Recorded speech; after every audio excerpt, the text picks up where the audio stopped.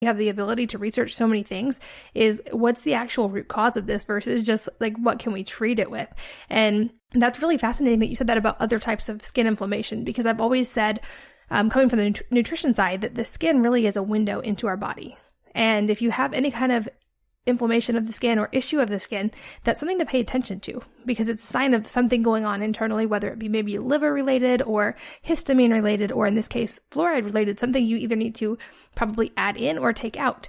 And so I think I'm so glad that you're raising awareness about this, because like I said, I think fluoride is one of those really controversial ones that sometimes even I feel like if you try to question, you get labeled like anti-science, or that you don't believe in the research because it has this one potential benefit in dentistry, that it's one of those things we're not allowed to question. Have you run into that at all with people getting angry at you for potentially saying that fluoride is not helpful? Not too much, a few comments on Twitter here and there that I've just kind of scrolled right past. But I do think it is a big problem, just the stigma that's been going along with it. But when you're talking about your own body, like people that know me know I am an analytic thinker. Like that's what I do for a living. That's how I've been trained. I didn't come at this conclusion lightly, within even a week or a month or a year. This has been several years that I have been writing about this and speaking about it. So people don't seem to question me that much to my face, I guess, but maybe behind my back, they're saying that I'm crazy. But I think when you're talking about something so personal and you see the pictures, like you can see what my face looked like before, and the reaction is so fast, like within 24 hours, that this is easy for people to test out for themselves. And I'm not trying to sell filters or anything like that. So I think when they look at all of that, it kind of puts things in perspective a little bit more. And then also when they realize this history of fluoride as a pollutant, it gives a new light to the whole controversy. I agree. Okay, so let's go through in depth. If someone has acne or struggled with acne or any skin problem for a long time and is wondering if this might be one of the keys to a solution for them, what do they need to look for? What are some of the most common sources of fluoride exposure? I know we talked about the dental world and it's in some water supplies, but what else? Well, the first thing to cut out is the toothpaste. Sometimes that's the main culprit. Like I just heard from a woman on Instagram who stopped using fluoridated toothpaste, and a week later, her skin had cleared up. She didn't have any more active cysts. And then within a month, it was beautiful. So sometimes it's as easy as that.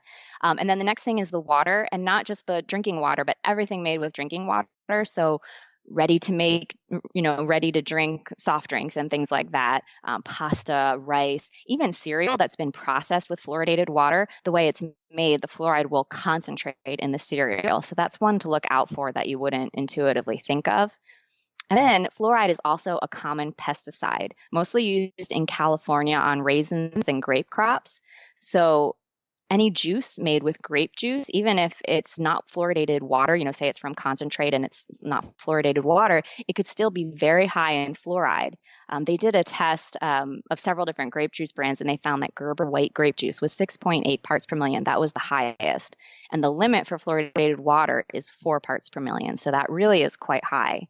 Wine, the same thing, but it's just wine from this one part of California where they grow all the raisins. So it's wine from San Joaquin Valley in California is where they use this pesticide, this fluoride-based pesticide.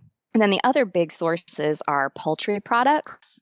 So when you consume fluoride, it bioaccumulates in your bones. And the National Academy of Sciences estimates that the half-life of fluoride is 20 years. So the amount of fluoride that is sequestered in your bones today, well, half of it will still be there 20 years from now. And that's why, bodies react so differently, because we've all had different exposures. So the same thing happens with poultry. When they consume fluoride on their feed, it accumulates in their bones. So if you're making bone broth with chickens that are not organic, that bone broth will be incredibly high in fluoride. And this was the source of some of my biggest breakouts. And I had no idea. I thought I was being healthy. I was making bone broth. I was buying, the hormone-free, antibiotic-free poultry from Whole Foods. And I didn't realize that it would be so high in fluoride.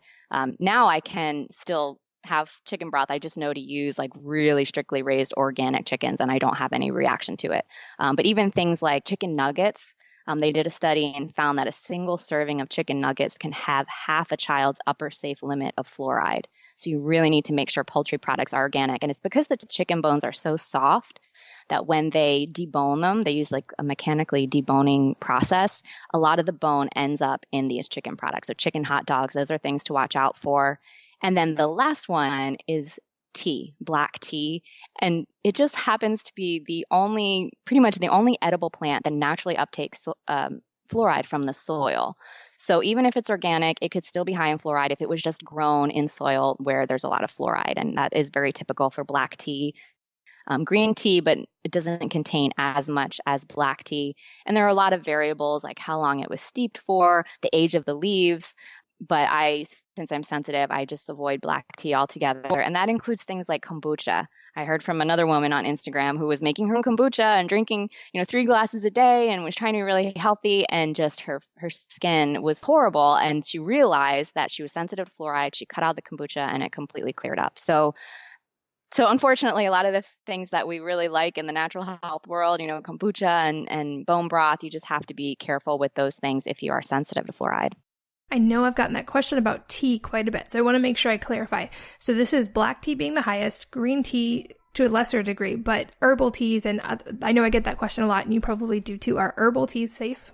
Yes. Yep. It's really just Camellia sinensis plant. So like your traditional black tea or green tea. White tea is very young, the tea leaves, so they don't have a lot of fluoride, but they will have more than just, if you get peppermint tea or yerba mate, or I like raspberry leaf because I feel like it tastes, a lot like black tea, but without any risk of fluoride.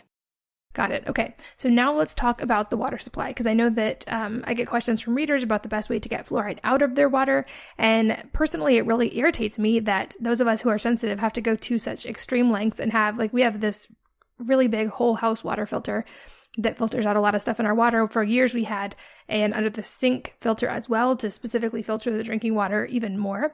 But explain, how do we end up with fluoride in our water supply in general, and what can we do about it? Because like I said, it makes me angry that this unilateral decision was made for us, and then now we essentially can't easily opt out because it's in our water supply. So how did this happen? Yeah, it is really frustrating. Like I said, the first trial was in 1945.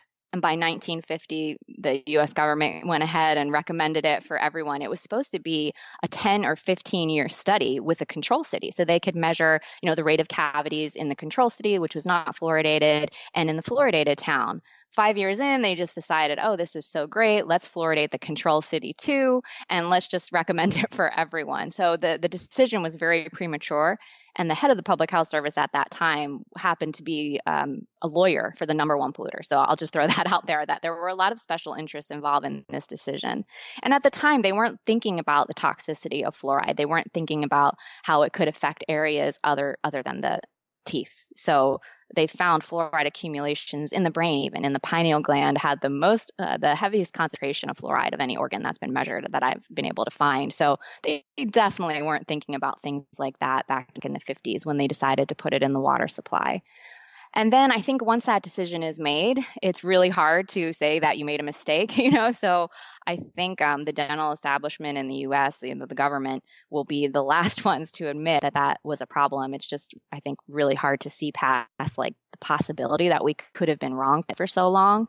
But towns have had success on an individual level. So the government just recommends it. They're not forcing anybody to add fluoride to their water supply. So there are a lot of towns where people have they vote on it and they say, no, we don't want it. And that's kind of the end of the story. So there has been a lot of success. I don't want to discourage people from contacting their politicians, definitely, and telling them you don't want fluoride in your water supply. A lot of towns have been able to prevent it from being added, or it's already being added and they've had it removed. So that's one thing at the local level. You can also filter it out, with reverse osmosis filtration is usually the one I recommend. Big Berkey has a specific water filter. I've seen some reviews where people tested it and they didn't think it removed as much fluoride as they wanted. But I've also seen where you just need to really stay on top of replacing your cartridge. So I'm not sure. I don't have any experience with that. I actually moved to a non-fluoridated town, so I don't have to worry about it. But those are the ones, and distillation is the other filter that's very effective at removing fluoride. It just removes all the other minerals as well. So you want to make sure that you're getting a lot of minerals in your diet, and some people will even add them back in. Yeah, that's a good point. I've written about that as well. You definitely don't want to take everything out and not put it back in, because then the water will pull that from your body to neutralize itself. But it boggles my mind with the burden of proof that they place on testing anything these days, that they actually did a test on people in a town for this and then decided before it was even done to just add it across the country as a general recommendation. It just completely boggles my mind. But that's really encouraging that places are successful sometimes in getting it out of the water, because I know it can be hard to go backwards. And so that's really encouraging to hear. I'd love if you could expound on the pineal gland a little bit more, because I've seen some research as far as fluoride actually kind of calcifying that and what the kind of problems it can cause later on. And I'm curious if you have seen that research and if you could speak to it. So there was a grad student in the UK, and I think it was in 1997, in the late 90s. Her name is Jennifer Luke, and she dissected 11 human pineal glands and found the highest concentrations of any organ in the human body. And I think that's crazy that research was done by a grad student in the UK, and we had been fluoridating for decades at that time, and no one was looking at that. We know that the pineal gland is responsible for, sleep, and controlling different hormonal rhythms of the body. So we know it's a very important brain organ. And it's really amazing to me that hasn't been a more of a focus of research. I think when people hear the pineal gland, they think, oh, third eye, like, whoa, you're really out there. But it is an actual brain organ in our brain. So I think to discount that it can calcify with fluoride is really, really pretty unscientific way to approach it. And then there's a toxicologist, Phyllis Milenix, who also studied how fluoride affects the brain. And she was the first toxicologist to run a dental toxicology program. She was at Harvard. They brought her over to a dental center in Boston to start this dental toxicology program. And her supervisor asked her to look into fluoride. And she didn't think anything of it. She just thought, okay, this will be like an interesting starting point. She didn't really think there would be any toxicity.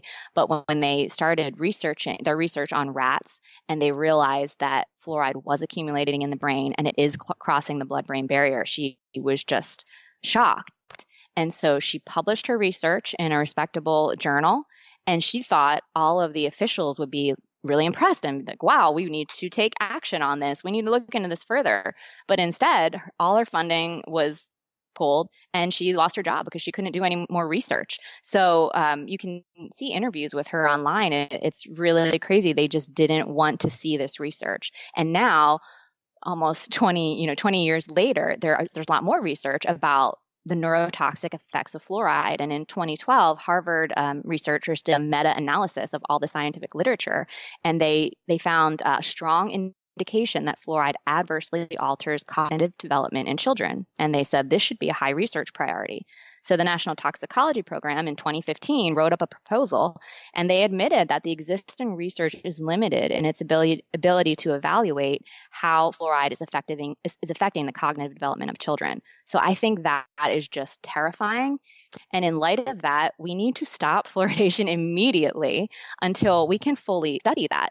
So you're already seeing like press releases I see from the American Dental Association saying, oh, here's a study and it's just reaffirming that fluoride is completely safe.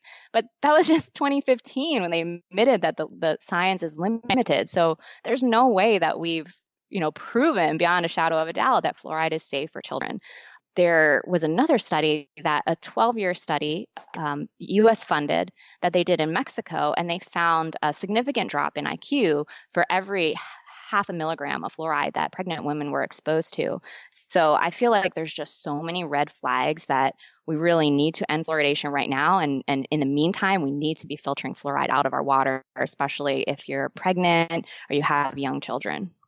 I absolutely agree. And I've felt that way for years, and I've been saying that to close friends. It's something I do need to write about, and I'll make sure to link to your book when I do. But like, based on everything you just said, I'm thinking, as a mom, even if we thought that it might have some dental benefits, when you're saying things like it affects the IQ and it affects the pineal gland, which, by the way, secretes melatonin, which you need for sleep, which we all love when our children do, not to mention that melatonin is involved in like things like, correct development of reproductive organs and the circadian rhythm that you're set with for life. Like, these are all very important things. So even if it was just one of those, as moms, I've always thought, like, shouldn't we take a step back and go, maybe until we know for sure that it's not doing this, we should avoid it in our children.